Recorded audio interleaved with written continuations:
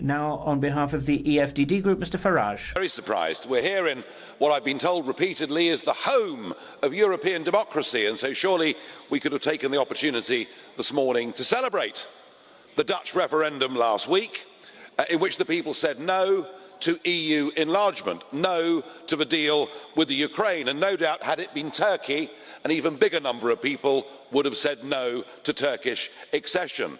So it was a victory for democracy, but in particular it was a victory for a little organisation called Genpile, a group of young bloggers who managed to get together 427,000 signatures.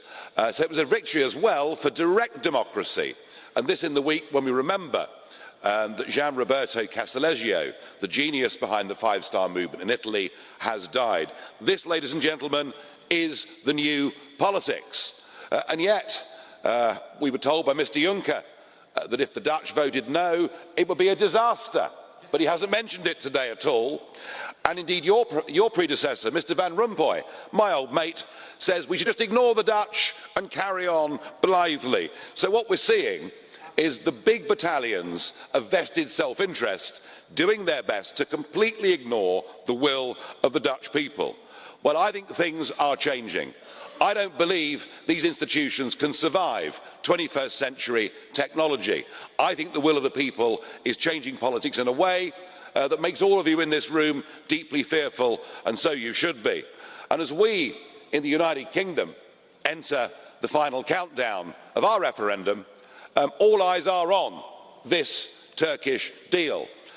And I think what we see is the bosses of the EU bowing and scraping before Mr Erdogan, who gleefully walks all over you, tramples over human rights at every level, and for Mr Juncker to tell us this morning that we're making progress. Let's just examine that. 1.8 million people have come to the EU in the last 18 months, and we've sent back 300. Doesn't sound, sir, like it's going very well to me. The one group that will be pleased, though, are ISIS. They have now managed to put 5,000 of their operatives into the European continent, according to the boss of Europol, something that should send a shiver down our collective spines. I have to say that in the end, I think is what the British referendum will turn on. I think we will vote for Brexit, and the reason is we'll vote to put our own safety first. It is going to be, as it was in the Netherlands last week, a battle of people versus the politicians. You may have the big money and the big businesses and Goldman Sachs, but we've got our armies of bloggers, and in the end, the people's will is going to prevail. This place won't survive.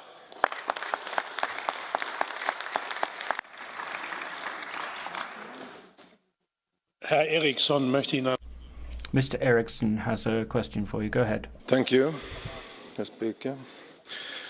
I have a question to Mr Farage, who is sitting behind the British flag. Now, don't you think that quite embarrassing for many Brits that a speaker who's speaking behind the British flag is celebrating a referendum which the only winner is Mr Putin, who now is celebrating that Europe is not united behind the cooperation with Ukraine? Well, I'm Go ahead, Mr Farage. but I'm equally not very keen on going to war with Mr Putin. Strikes me as being a very silly idea. What did we do? We encouraged the overthrow of a corrupt but democratically elected leader in the Ukraine, and we, in effect, have poked the Russian bear with a stick, and we're surprised when he reacts. We shouldn't be. I think we should all have our own individual nation-state democracies, and I want a Europe, Mr Eriksson, where we trade together, cooperate together, work together, are friends and good neighbours with each other. What I don't want is that flag, an anthem, and all these presidents. I don't want political union. I want genuine European friendship.